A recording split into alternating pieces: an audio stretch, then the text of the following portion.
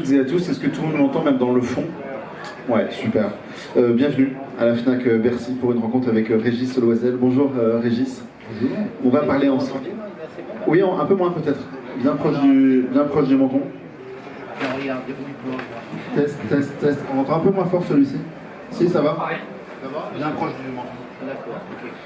On va parler ensemble de votre bande dessinée La Dernière Maison, juste avant la forêt, publiée aux éditions Rue de Sèvres. Merci à la FNAC Bercy de nous accueillir. Merci évidemment à Rue de Sèvres de nous permettre d'organiser cette rencontre. Moi je suis donc Pierre Croze du site Babelio, c'est un réseau social dédié à la lecture. Alors on va parler de votre dernière bande dessinée, de votre approche du dessin, de votre parcours. On a 45 minutes environ pour en parler ensemble. Ensuite on fera une toute petite pause et vous resterez ici. Et il y aura la séance de dédicace qui sera organisée ici, donc un quart d'heure à peu près, 10 minutes après la rencontre. Je vous donnerai aussi le micro. On va en parler ici, donc 3 quarts d'heure à peu près. Si jamais vous avez des questions, n'hésitez pas à les préparer un peu en avance. Et comme ça, quand je vous donnerai le micro à la fin, vous aurez, voilà, n'hésitez pas à préparer des petites choses dans votre tête pour poser vos questions. S'il y a des éléments qu'on n'a pas abordés forcément, si vous souhaitez revenir sur des éléments, discuter ensemble, vraiment n'hésitez pas à lever la main à l'issue de cette rencontre. Alors je vais parler un petit peu de cette bande dessinée, La Dernière Maison, juste avant la forêt. N'est pas facile à résumer. C'est l'histoire assez déjantée de plusieurs personnages qui vont se retrouver dans cette dernière maison, juste avant la forêt. Dans la maison d'ailleurs, mais aussi dans le jardin, qui est très important dans le récit.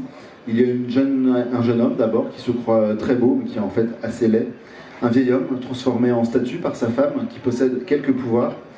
Il y a des plantes carnivores, une prostituée, et d'étranges créatures également, on va en parler. La dernière maison juste avant la forêt, c'est un lieu surtout. On va parler ensemble de ce lieu. Quelques mots sur vous, Régis Loisel, avant de commencer. Vous êtes un dessinateur et auteur français. On vous doit de nombreuses bandes dessinées qui sont pour beaucoup devenues des classiques. Je pense à La Quête de l'Oiseau du Temps avec Serge Le Tendre au scénario, Magasin Général avec Jean-Louis Tripp, avec vous au scénario et au dessin, et Jean-Louis également au scénario et au dessin. Peter Pan avec vous seul aux commandes. On peut citer un putain de salopard aussi avec Olivier Pont, Le Grand Mort avec Jean-Blaise Dian et Vincent Maillet. Vous retrouvez Dian pour cet album dont on va parler. Mais je signale aussi juste un album qui est un album de Mickey, très réussi, Café Zombo, publié en 2016. C'était, je crois, le dernier album que vous avez dessiné tout seul, vraiment de fond en comble, donc on va en parler. On aura peut-être l'occasion d'en dire 2 mots sur votre dessin. Avant de parler de tout ça, avant de parler de votre parcours, de votre bande dessinée, de vos bandes dessinées, j'aimerais tout d'abord savoir, vous poser une question en tout cas. On dessine tous quand on est enfant.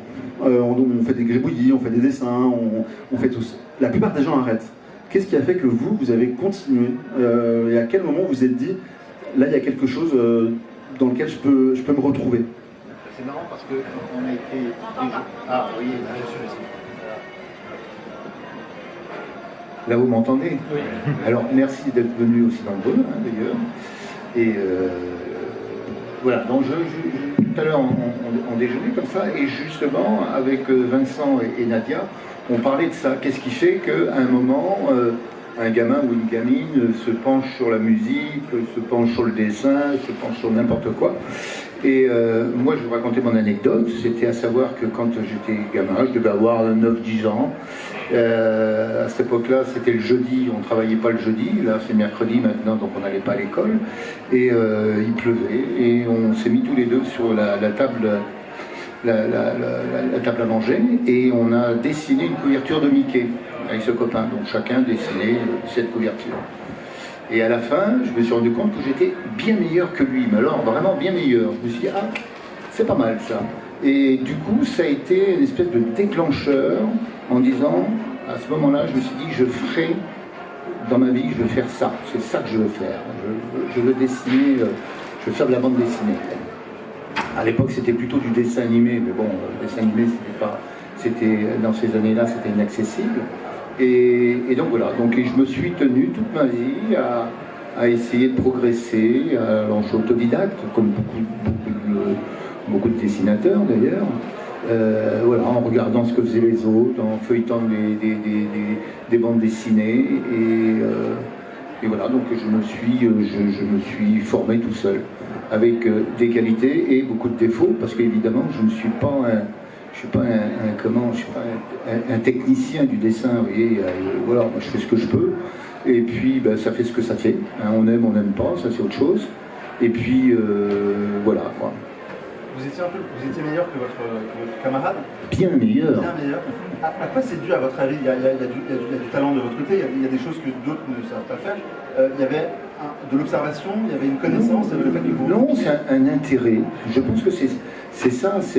Qu'est-ce qui fait qu'on se lance dans un truc? C'est que, je sais pas, il y a une espèce, on est fasciné par le sujet en question, et puis on s'y colle. Donc après, c'est que du travail. Hein, parce que je n'étais pas plus talentueux qu'un autre. Hein. C'est ce que tu disais tout à l'heure en disant, c'est vrai que quand on est enfant, on dessine tous plus ou moins de la même manière. Et puis il y en a un qui va s'accrocher, qui va travailler, qui va refaire. Et plus tu refais, et plus tu progresses, hein, entre guillemets. Et plus tu progresses, et plus tu as envie d'avancer. C'est ça, comme un gamin qui reproduit à la guitare des chansons qu'il écoute. Et puis au début il broute, et puis après, ça y est, il arrive à choper des choses, et puis ça l'entraîne à aller plus loin, quoi. Et vous avez parlé de Mickey, c'est important parce que votre œuvre, elle est un peu dans elle fait beaucoup référence à Disney. C'est une œuvre planante, c'est une ombre qui plane autour de vos influences, de votre travail, de vos dessins, qui est encore présent, parce qu'on va parler de cette bande dessinée aussi. On peut retrouver des petites traces de Disney aussi, quels que soient vos travaux, la présence de Disney est là. Ah ben complètement, moi ça a été mon mentor, et puis c'est ma première source d'inspiration, c'était Mickey, quoi. J'ai fait du Mickey jusqu'à l'âge de 16 ans, quoi. Je faisais des Mickey, des Donald, des Mickey, des Donald. Et un jour, j'ai découvert le journal Mad Magazine. Et alors là, j'ai pris la claque de ma vie. Je me suis dit, waouh! J'ai relégué Mickey, Donald et ses copains, et je me suis lancé dans le côté un peu plus agressif et caricatural que sont des dessinateurs de Mad, notamment Wallace Wood et Jack Davis, qui était vraiment mon mentor, quoi. D'ailleurs, dans cette bande dessinée, La Dernière Maison, juste avant la forêt, il y a énormément de Mad. Il y a dans les visages, dans les gesticulations des personnages, dans les expressions. C'est outrancier, évidemment. J'ai chargé la bourrique, comme on dit. Hein. Donc, évidemment, c'est du Mad. Mad, c'était vraiment... il faisait souvent des pastiches. Et c'est vrai que c'était assez fascinant, quoi. J'ai une question sur... Donc, vous avez beaucoup dessiné enfant, vous étiez meilleur que vos camarades. Vous êtes devenu auteur de BD. Vos projets de BD, ils naissent avant tout d'une envie de raconter une histoire, une envie de dessin, une envie d'atmosphère. Qu'est-ce qui fait que tel projet, vous allez donner le go, vous allez y aller plutôt qu'un autre? C'est souvent une impression, une envie de dessiner quelque chose, mais ça vient pas forcément du dessin, ça vient pour moi souvent des souvenirs d'enfance, ou d'une image un petit peu poétique, ou un truc qui me fasse rêver. Je me dis, ah ouais, ça c'est pas mal, ça. Je sais pas, ça peut être un mot, par exemple, prenons le titre, La Dernière Maison juste avant la forêt, ça fait rêver tout le monde, ça. Hein, La Dernière Maison juste avant la forêt. Qu'est-ce qui se passe là-bas, quoi? Et ça, rien que ça, des fois une petite phrase comme ça peut être un déclencheur d'une envie de raconter une histoire, quoi. Et ça peut être ça, comme ça peut être, je vais regarder un dessin, une peinture, en disant waouh, c'est pas mal, là, j'ai envie de le prolonger moi-même, ou alors un jour vous vous levez le matin et puis vous avez une idée qui vient en prenant votre petit déjeuner, en disant ah tiens, c'est pas mal ça. Et là on commence à creuser, et puis bon, c'est une histoire qui naît comme ça. Et pour ce projet justement en particulier, donc il y avait le texte de Gian, avec qui vous avez déjà travaillé par ailleurs. Qu'est-ce qu'il y avait dans ce projet-là dès le départ qui vous a un peu attiré? Est-ce que c'était évident ou pas forcément? Non, c'était Jean Blaise étant le cousin de ma femme, et c'est un garçon extrêmement gentil, charmant, qui souvent me présentait ses scénarios juste pour me donner un avis. C'était pas pour les dessiner évidemment. Et donc voilà, et j'en avais marre parce que c'est quelqu'un qui travaille énormément et qui va très très vite, quoi. Vous lui dites un truc, à la fin de la semaine vous avez un 46 pages, quoi. Et attends, comment tu fais, quoi? Donc au bout d'un moment je commençais un petit peu à fatiguer à lire ces scénarios parce que alors il y en avait des qui étaient pas mal, il y avait des bonnes idées, d'autres ça partait en sucette un petit peu. Et puis j'ai demandé à sa cousine, donc ma femme, de dire de lire ces scénarios et de filtrer un petit peu. Et il y a eu un moment, elle me dit, tiens, tu devrais lire ce petit truc-là. Je te dis rien, lis-le. Et ça, j'étais au Canada, donc je lui dis, ça fait une dizaine d'années, quoi. Qu'est-ce que c'est, ça? Les annonces. Pour la FNAC. C'est nous qui parlons, là? Non, je crois que c'est une annonce de la FNAC sur l'équipe pour les achats, c'est peut-être les derniers achats, je ne sais pas. Donc, voilà, j'ai commencé à lire son scénario. C'est marrant, je retrouvais des ambiances de bandes dessinées que je faisais dans les années 70. J'avais fait un recueil de petites bandes dessinées, parce qu'à l'époque on faisait des petites bandes dessinées, on allait un petit peu Métal Hurlant, on allait un petit peu Flux Glacial, L'école des savanes. Donc c'était une petite bande dessinée qui est entre 2 et 6 pages maximum, quoi. Et donc j'avais ce type d'ambiance. Et alors là j'ai commencé, j'ai dit waouh, ça c'est pas mal, ça reste. Mais au bout du premier quart de l'album, j'ai dit mais comment ça se fait, il part ailleurs, là il avait un univers formidable, et il part ailleurs, il part à Paris dans une histoire policière. J'ai dit bon, c'est dommage. Donc j'étais pas censé le dessiner, hein, j'étais censé lui donner un avis. Donc je lui ai téléphoné et je lui ai dit écoute Jean-Blaise, ton truc c'est pas mal, mais pourquoi tu pars? Quelle idée de partir ensuite? Tu as un univers formidable et tu pars ailleurs, ça n'a plus aucun sens. Donc il a refait le truc, c'était un petit peu mieux, mais bon. Et une fois de plus, j'étais pas censé le dessiner, hein, je lui ai donné un avis seulement. Et je suis revenu en France après quelques années après, parce que c'est un vieux projet qui a au moins 10 ans ça. Et quand je suis revenu en France, j'ai commencé à tenter de travailler sur un truc qui me plaisait pas. Enfin, c'est pas qu'il me plaisait pas, c'est que je n'arrivais pas à... Et je lui ai dit, écoute, tiens, on va prendre ton histoire, mais si tu permets, on va faire un scénario ensemble parce que voilà, moi j'ai des idées par rapport à cet univers-là.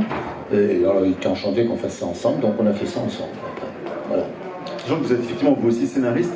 Ça peut être, comment ça se passe avec les scénaristes de manière générale, avec qui vous travaillez, les dessinateurs? Vous aimez bien donner votre patte aussi dans le scénario? C'est toujours important que vous soyez présent dans le scénario?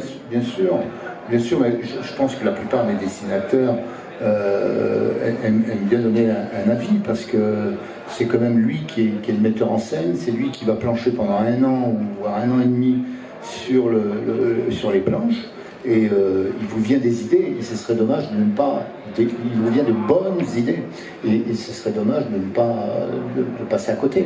Notamment si j'ai travaillé longtemps avec Vincent Mallier qui est là et par rapport à la quête par exemple. Quelquefois il nous disait les gars, moi je trouve que c'est pas mal mais on pourrait aller plus loin. Et puis bon, il émettait une idée. On disait on se regardait avec Serge Temps, on disait il est pas bête ce garçon, hein. et donc voilà, il faut être à l'écoute de ce que disent les autres. Il faut mettre son ego au vestiaire et puis essayer de s'atteler à faire le meilleur album possible. Donc, de savoir qui a eu l'idée ou pas, on s'en fiche un petit peu. Ce qui est important, c'est le résultat, c'est l'album.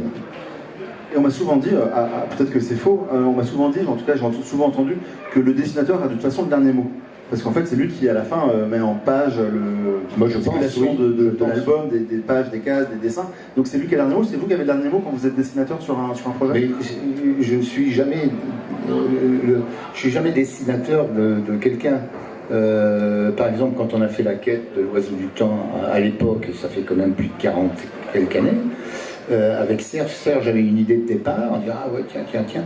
Et puis bon, j'ai tout de suite participé au scénario, à la construction du scénario, des épisodes, des aventures, des machins comme ça.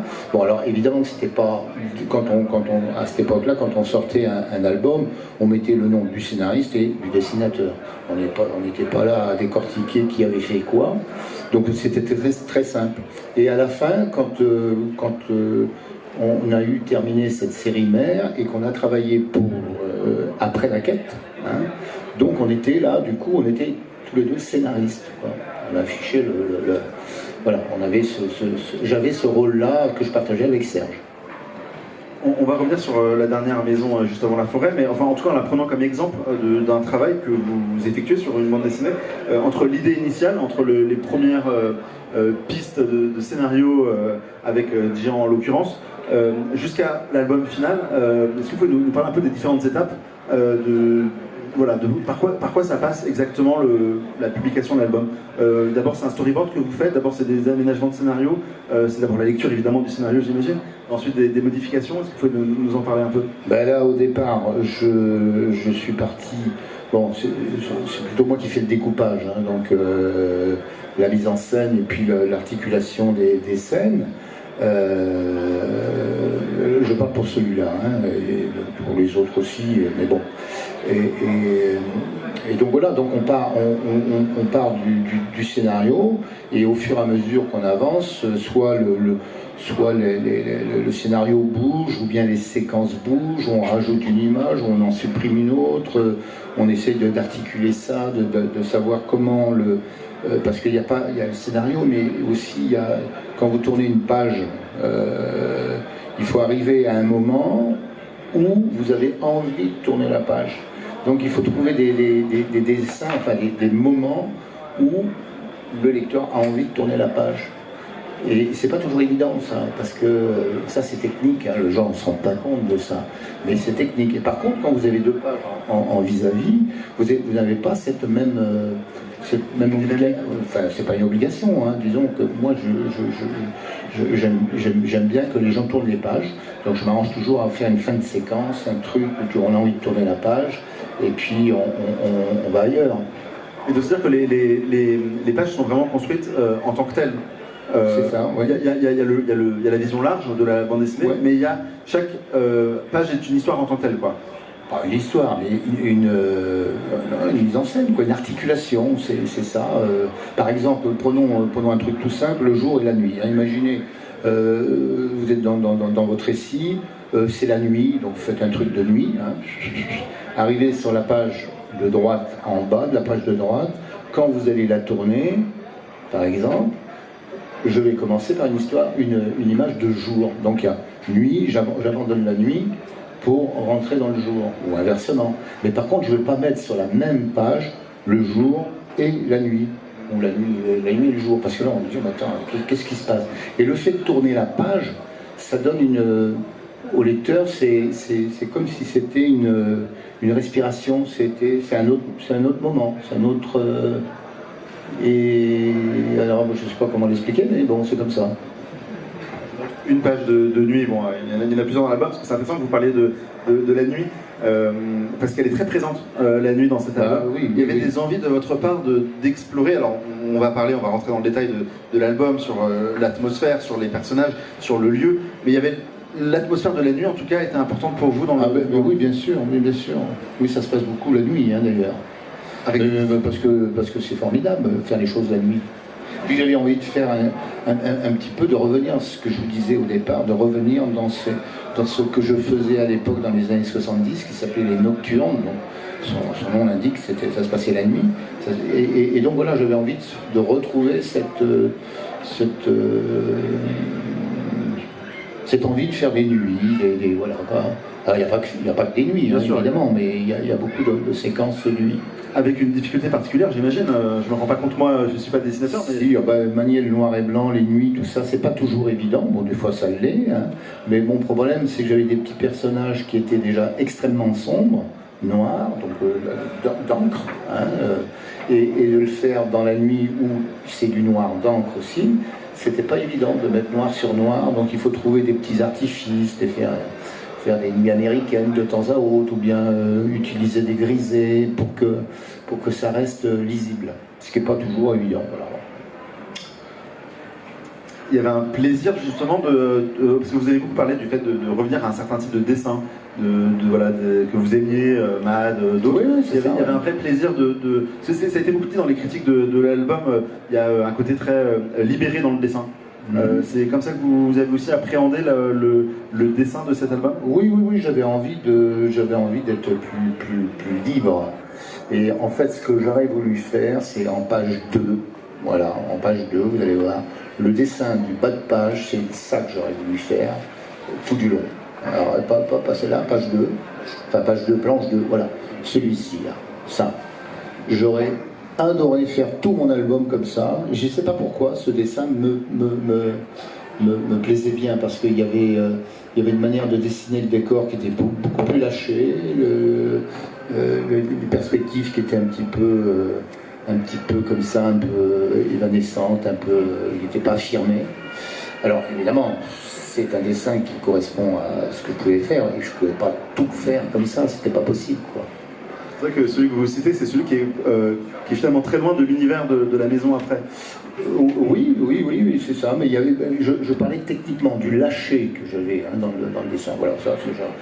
Alors, je l'ai fait sur certaines images, évidemment, mais bon, vous êtes quand même tributaire de la narration, de choses, de passages obligés. Quand je suis dans la maison et que je dois dessiner un escalier, c'est pas aussi libre que ça, quoi. L'escalier, ça demande quand même une rigueur, et ça, c'est assez chiant à faire, ça, je vous le dis tout de suite. Enfin, pour moi, j'ai trouvé que c'était très, très pénible. Vous avez cité la page 2, mais je crois que vous mettez beaucoup de...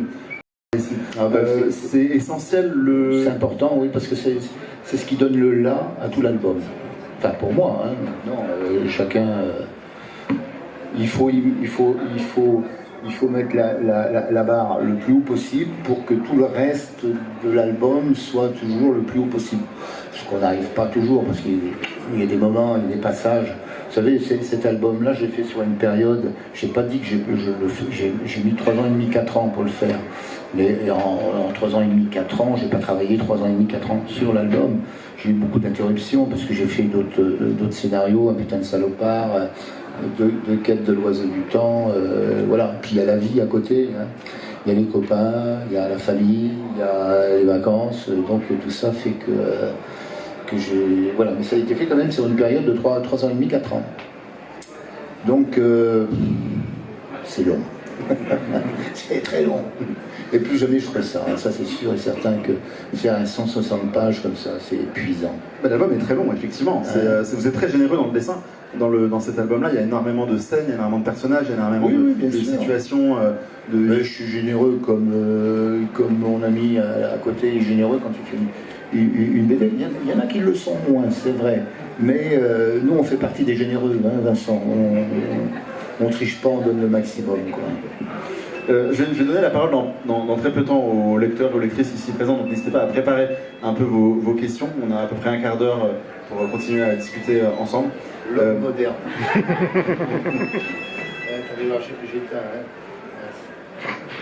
Mais j'aimerais savoir justement, il y a beaucoup d'années de travail sur cet album, donc vous avez un peu parlé de votre travail avec le scénariste, avec tout ce qui fait l'album. Il y a beaucoup de recherches aussi de votre côté pour les dessins, pour l'univers, pour le... Non, pas trop. Non, De manière générale, c'est pas ce qui vous intéresse le plus? Non, mais moi, je m'arrange toujours. Pourquoi, par exemple, prenons La Quête de l'oiseau du temps ou Peter Pan, ces thèmes-là, j'ai pas besoin de documentation. J'ai besoin vaguement, pour la Quête de l'oiseau du temps, il n'y a aucune référence, quoi. Je pars comme ça, et c'est ça qui me plaisait bien, moi, c'est de ne pas avoir de comment faire des immeubles, des bagnoles ou des choses comme ça, et ça m'ennuie, mais au plus haut point que de prendre des photos, chercher.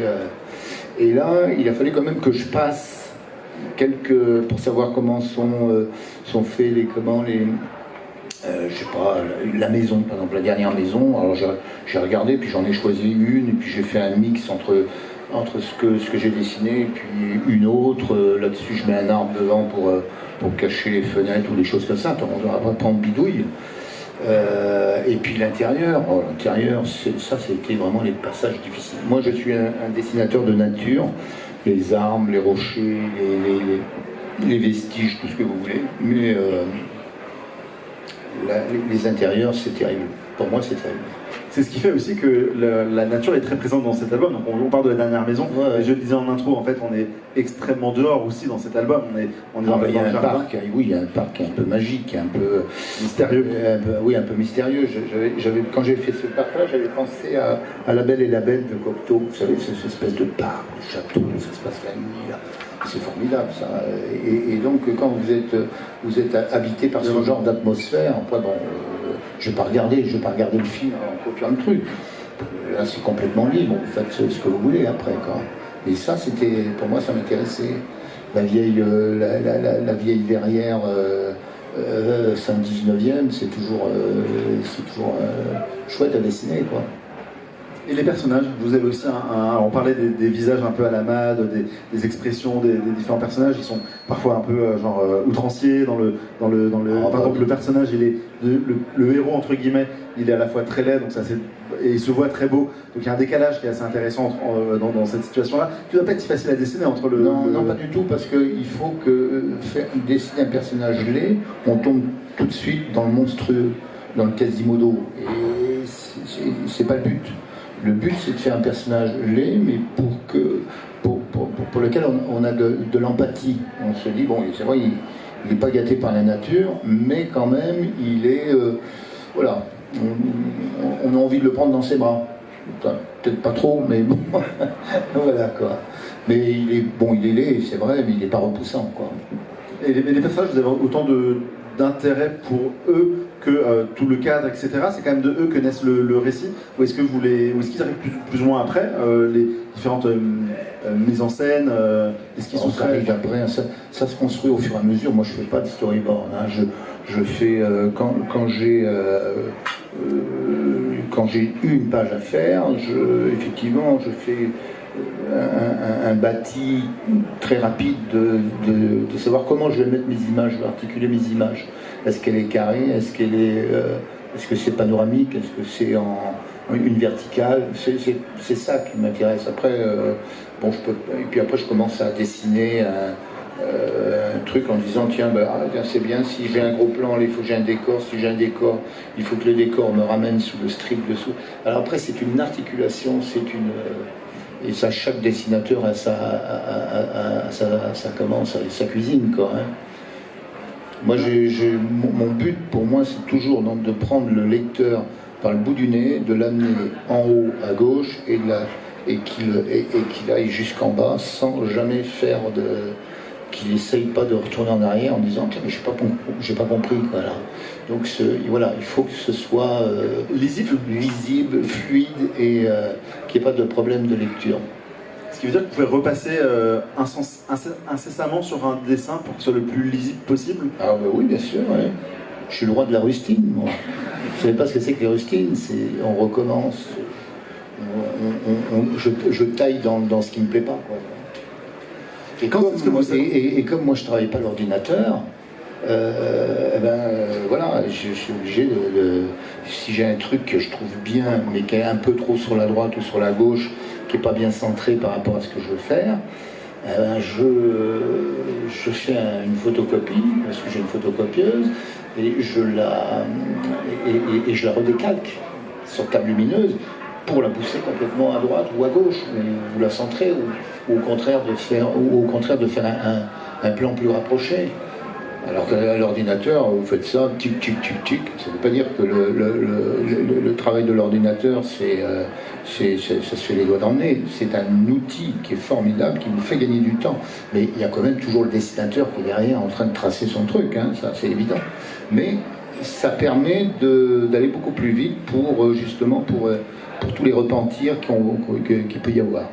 Et moi, quand j'ai des repentirs sur mes planches, ou même Vincent, on est obligé de se taper le truc, quoi, hein, ou alors faire des rustines, on taille dedans, en disant tiens, là j'ai recommencé le visage parce que ça marche pas, quoi. Quand est-ce que vous savez que vous avez le dessin? Vous avez vraiment réussi à trouver je sais pas, la caractéristique, l'émotion, vous le savez, vous Quand je suis satisfait, je dis ah, ça va, là c'est pas mal, là. Mais bon, puis après il faut avancer, hein.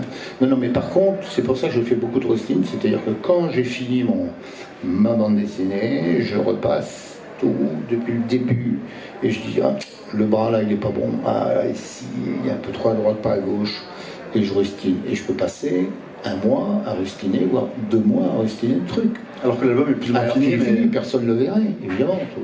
Il n'y a que moi qui le vois en disant, j'ai une forme d'exigence qui fait que, après, arrivé un moment, on ne peut pas bégayer sur une image sans 7 ans, hein.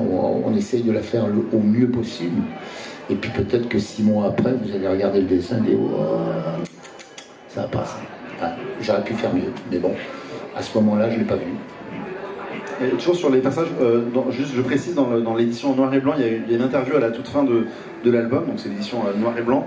Il y a une interview, il y a aussi des différents croquis, il y a des pages de scénarios, d'échanges avec Jian sur l'album. On peut voir donc différents croquis, là j'en montre un par exemple. Vous passez par beaucoup de croquis pour trouver les personnages avant de les mettre en scène? Non, je passe pas du tout par des croquis. Ça, ce sont justement ce que je vous expliquais. C'est quand j'ai fait un dessin que j'ai ancré, qui est sur la planche, et qui me plaît pas, parce que, voilà, alors je redécalque. Alors, soit je fais une photocopie et je redécalque sur table lumineuse, mais le problème c'est que quand le dessin il est pas au point, là je prends une feuille de calque, puis je fais comme on faisait à l'école, ou à l'école, on décalque sur une feuille de papier calque, et puis derrière on redécalque pour pouvoir transposer ça sur le papier. Donc là on le voit effectivement. Voilà, donc alors sur le calque, je le modifie un petit peu, là je dis tiens, je vais lui faire l'œil ou le chapeau, enfin peu importe quoi, jusqu'à temps que le truc me plaise bien, et là je le reproduis sur... c'est un travail complètement timbré quoi, c'est pour ça que les gens ne se rendent pas compte que faire une bande dessinée, c'est un boulot de fou, vraiment un boulot de fou, quoi. Qui est pour vous tout de même de plus en plus simple, ou est-ce que vous avez les mêmes difficultés qu'il y a... Non, parce que plus vous avancez, plus vous savez à peu près dessiner, enfin mieux dessiner, mais plus votre exigence va de pair. Donc j'ai une exigence qui est terrible, et du coup... parce que des fois je me dis mais comment ça se fait, mais je sais plus dessiner ou quoi. Ça c'est un truc très simple, pourtant j'arrive pas à le faire et je brode pendant une heure sur un élément de dessin, et puis voilà, mais bon, comme tout, vous allez manger, puis vous revenez, puis vous le trouvez dessus, tac. Et encore, bon, ça c'est la magie du dessin. Je pense que pour la musique c'est pareil, quelqu'un qui brode sur une composition ou sur des paroles, et ça revient tout de suite après, au bout d'un moment, quoi. Il trouve le petit truc. On parlait d'un certain goût de la liberté que vous avez dans cet album. On le retrouve dans les différents outils et techniques que vous avez utilisés pour cet album. Vous avez essayé de... Tout ce qui me tombe sous la main. À savoir la plume, du pinceau, des feutres japonais. Je dis des feutres japonais parce que le feutre a tendance à disparaître avec la lumière. Et les feutres japonais, qui sont des feutres que les mangaka utilisent, résistent à la lumière. Donc je les fais venir de perpète, là. Et du coup, c'est pas mal. J'aime bien parce que ça s'écrase, c'est bien. Donc voilà, je prends ce qui vient sous la main. Parce qu'on peut lire dans l'interview que je signalais tout à l'heure, vous dites dans l'interview que vous êtes un dessinateur bordélique. Complètement. Et ce que vous venez de dire, c'est-à-dire que vous prenez ce qui est sous la main. C'est un choix inconscient de l'outil, c'est vraiment, vous prenez vraiment il y a des envies, j'imagine. C'est parce que je suis bordélique et pour trouver des fois, je passe un temps fou à chercher parce que il y a toujours un moment où vous prenez un crayon. Bon, un crayon, il n'est pas taillé. Ah merde. Je le laisse, je ne le vire pas, ou je le laisse, et puis je fouille dans mon bazar jusqu'à temps de trouver un crayon qui soit taillé, quoi.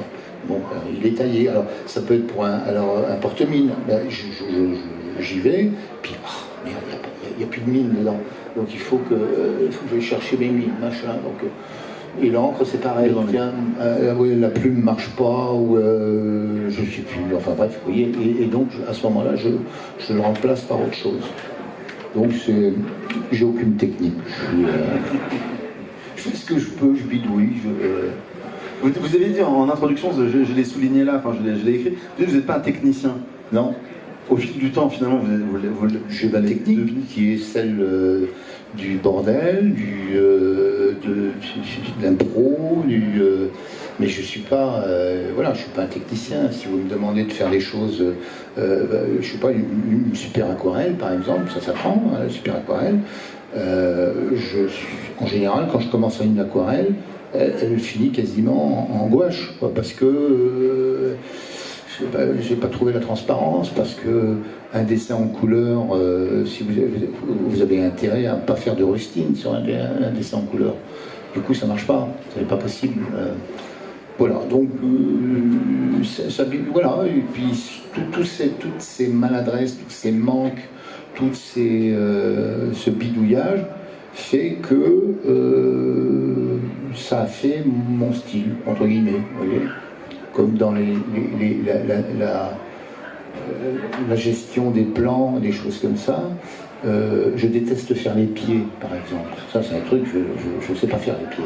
Même maintenant, hein, après 50 ans de dessin, même plus que 50 ans, je ne sais pas faire les pieds. Voilà. Si vraiment je dois faire un pied, je vais prendre une doc, je vais regarder, ok.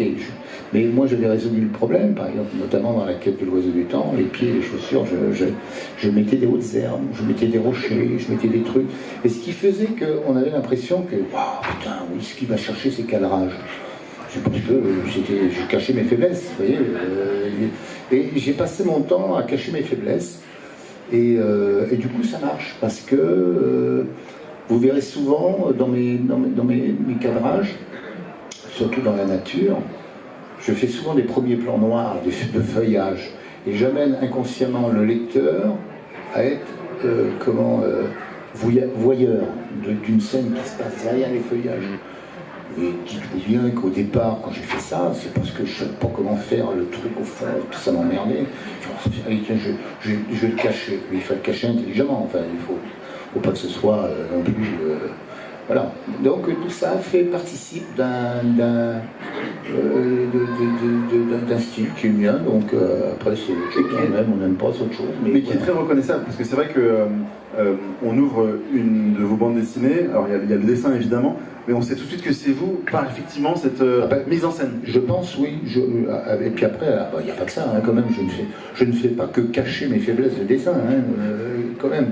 Mais et puis après, c'est le cadrage. Ça m'intéresse de faire des cadrages un peu particuliers, sophistiqués par moments. Et puis certains disent cinématographiques. Il faut calmer le jeu aussi. Si vous faites que des trucs trop spectaculaires, ça marche plus. Par exemple, les Américains sont spécialistes de ça. Quand ils font du super-héros, passe-moi le sel, il y a des muscles partout. Ça n'a plus aucun sens, quoi. Donc quand on doit vraiment montrer le truc, qu'on le montre, mais comme on l'a vu avant pour des passages qui n'ont aucune importance, voilà. Donc il faut doser, il faut savoir un peu doser, quoi. Je pense que je peux vous donner le micro dès maintenant. Est-ce qu'il y a des questions? Levez la main. Alors je parlais de micro, mais je ne sais pas s'il y en a vraiment un pour vous. Soyez pas timide, hein, je ne mords pas. Il y a une question ici. Alors dites-la très fort. C'est des questions toutes simples. Le choix de l'avoir publié en une fois plutôt que de l'avoir sorti en 2 ou 3 volumes, qu'est-ce qui vous a dirigé sur cette solution et d'attendre les 3 ans? Ouais, parce que c'est une histoire qui se suffit à elle-même, et il n'y aurait pas eu de cliffhanger, de choses comme ça qui fassent que, par exemple, j'avais fait juste un petit peu avant, toujours chez Rutzel, un putain de salopard avec Olivier Pont. Là, c'était un truc d'aventure, c'était ponctué par c'était un récit haletant. Là, c'est pas un récit haletant, c'est une histoire un peu loufoque. Donc je peux pas le lâcher, je peux pas le faire en 2 albums, parce que la première partie n'aurait pas été suffisamment forte pour qu'on attende la deuxième partie. Et vous imaginez 3 albums, voilà. Non, je l'ai fait en une seule fois parce que ça se tenait en une seule fois. C'est une histoire qui se lit comme ça, quoi, d'une traite. Merci pour votre question. Oui, je vous en prie. Bonjour. Bonjour. Moi, je veux savoir, vous avez toujours fait des femmes très plantureuses, ou en tout cas qui ne rentraient pas dans les critères de beauté, avec des seins parfaits, ou qui soient très très fines et tout ça. Et c'est juste par un goût personnel, ou c'est que vous vouliez montrer, non, moi montrer tous les corps? Moi j'aime bien la femme ordinaire, avec ses qualités, ses défauts, son charme. Parce que c'est souvent le charme né d'un petit défaut. Par exemple, je sais pas, évidemment, je prends par exemple une jolie femme qui a un petit strabisme, j'ai trouvé du charme. Par contre, la même femme avec une dent en moins, il y a moins de charme. Vous voyez, il y a des choses comme ça qui passent, qui sont... voilà. Puis bon, la femme ordinaire me plaît bien, quoi, un peu... je suis toujours un peu excessif, moi. Voilà. Merci. Une dernière question. Oui, je vous en prie. les pages sans animaux dans toute votre œuvre sont très rares. Et pourquoi toujours des animaux dans chaque page presque? Vous pensez à quoi là exactement? Que ça soit dans Peter Pan, que ça soit dans le magasin général, il y a toujours un chat, un chien, un Ah oui, oiseau, oui, oui, oui. Ça c'est pour boucher les trous. et non, c'est vrai, par exemple, c'est pour ça que je vous pose la question, magasin général, au départ, les animaux domestiques font partie de notre vie, de notre quotidien. Il y a toujours un chien, un chat, une perruche, enfin bref. Et là, si vous faites... Alors là, au départ dans le magasin général, c'était un canard. Hein, le canard passe, comme ça, on est en train de tuer un cochon. Et il y a un canard qui est là, un peu comme spectateur. Il dit, qu'est-ce qui se passe là? Bon, tiens le cochon, et puis on s'en va. Puis le canard, je dis pas qu'on le suit, mais on le revoit, une image après, ou une page après. On le revoit, tiens, mais qu'est-ce qu'il fait encore ce canard? Et comme c'était un canard jaune, on l'identifiait bien. Et ce canard remonte dans le village, et là, il y a un chat. Donc le chat, le canard, le chat. Et puis le chat, il est en train de se chamailler avec un chien, et puis ils font copain-copain, et puis un ours arrive. Et ça fait partie d'une... Voilà. Et donc je raconte une histoire dans une histoire, mais c'est juste pour... je sais pas, pour... faire une petite séquence de vie, quoi. Alors après, c'est vrai que je le fais très très souvent. Mais même là, d'ailleurs, dans l'album, il y a un moment, il y a un boucher qui reçoit du courrier, il est là, et il a les factures. Et autour du boucher, il y a 3-4 chiens. Une boucherie, donc évidemment, les chiens sont intéressés par l'odeur de la viande. Et on suppose que le boucher doit sûrement à un moment leur donner des restes ou donner un os à ronger, donc ils attendent. Voilà, alors on le voit pas, c'est pas grave, mais quelqu'un qui s'attarde sur l'image dit, ah, il y a de la vie là-dedans, voilà. Donc moi c'est vrai, je mets souvent des petits animaux, mais mais j'ai pas d'idée préconçue hein, au départ, mais si je le mets, je vais essayer de l'utiliser. Ça peut être pendant 3 ou 4 images, souvent des chats. Et le chat nous amenait à une séquence. On suivait un chat qui était sur une gouttière ou sur un truc. On s'en fout du chat. Mais il amène, alors il y a un texte qui se passe en dehors, donc ça crée une diversion par rapport à ce que je raconte. Et le chat nous amène sur une séquence. C'est le chat qui nous fait découvrir la séquence qu'on est en train. Après on l'oublie le chat. Voilà. Ça faisait des petits artifices comme ça. Merci pour la question, pour les différentes questions. Un tout petit mot sur le noir et blanc, parce que donc, j'en ai parlé, mais il y a une édition donc, en noir et blanc qui est disponible. Je vous l'ai montré, elle est ici, je pense qu'elle est également en vente. Il y a l'album en couleur, évidemment, qui est ici et qui est en vente, pour le coup. C'est sûr, ici. Vous pouvez nous parler de votre approche du noir et blanc et ensuite de la couleur? Est-ce que quand vous dessinez, vous pensez à la couleur qui va arriver après, par d'autres personnes d'ailleurs, parfois? Est-ce qu'elle est présente déjà dans votre esprit ou pas forcément? Ça dépend, ça dépend. Là, je sais que comme il y avait beaucoup de scènes nocturnes, et là je me suis dit, là, la couleur va être très importante. Voilà. Alors donc, évidemment, la couleur, j'avais pas le temps de le faire. Et puis bon, moi je fais les couleurs à l'ancienne, c'est-à-dire que je fais les couleurs avec ce qu'on appelle des bleus, avec un film qui est tout un bordel. C'est long, et puis les éditeurs, ça leur coûte cher parce qu'il faut faire des films, il faut faire des bleus. Il faut faire une photogravure. Donc maintenant, avec l'ordinateur, les gens font tout quasiment. Et c'est beaucoup plus rapide, quoi. Enfin, je sais pas si c'est plus rapide, mais l'avantage, c'est que si vous plantez dans une couleur, en un clic, vous la changez. Par contre, moi, si je me plante à la manière traditionnelle, si je me plante d'une couleur, par exemple, je fais mon ciel qui est pas génial, là, il faut que je me retape toute l'image, quoi. Voilà. Alors c'est vrai que c'est un outil pratique. Et comme je ne sais pas manier l'outil, j'ai fait faire les couleurs par Bruno Tati.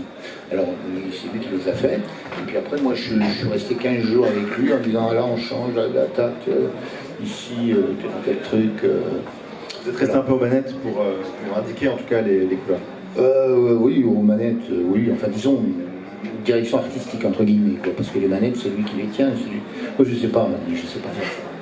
Parce qu'avant que lui ne fasse ça, il y a un gars qui, comment on appelle ça, des aplatistes. c'est un drôle de boulot, c'est-à-dire que l'aplatiste, il va détourer chaque élément de tout le dessin, le décor, le petit arbre, la petite cheminée, tout ça, c'est un boulot de fou. Il va détourer tout ça pour que le coloriste, quand il reçoit le document de l'aplatiste, eh ben, il sait que voilà, cette zone-là, il peut la travailler, il va faire son verre, clac, clac, clac, il appuie sur son machin, pouf, ça le fait, son verre se le fait. Mais parce que l'aplatiste lui a détouré tout le truc, quoi. C'est pas évident, hein. Merci beaucoup, Régis Loisel. Merci à vous toutes et tous. Donc la dernière maison juste avant la forêt est disponible ici. Vous pouvez voir à votre droite, il y a énormément de bandes dessinées de Régis Loisel qui sont disponibles. Le Grand Mort, magasin général très célèbre, très apprécié. Alors le Grand Mort, c'est avec Vincent qu'on a fait ici présent. C'est lui qui a fait le dessin. Formidable. Il y a magasin général, il y a un putain de salopard qui est assez récente, qui est disponible en intégrale. Donc voilà, la plupart de vos, pas toutes, mais la plupart de vos. J'ai vu aussi en bas, il y avait Peter Pan qui était disponible en intégrale. Moi, je vous ai découvert avec Peter Pan. Je pense que c'est le cas de beaucoup de lecteurs et lectrices. Donc voilà, il est disponible aussi en intégrale. Merci beaucoup, Régis Loisel. C'est moi qui vous remercie. À vous toutes et tous.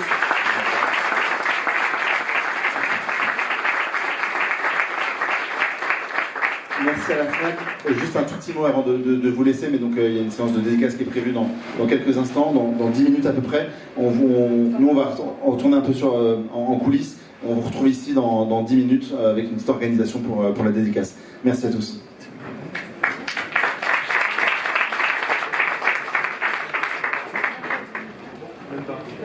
Même pas 10 minutes.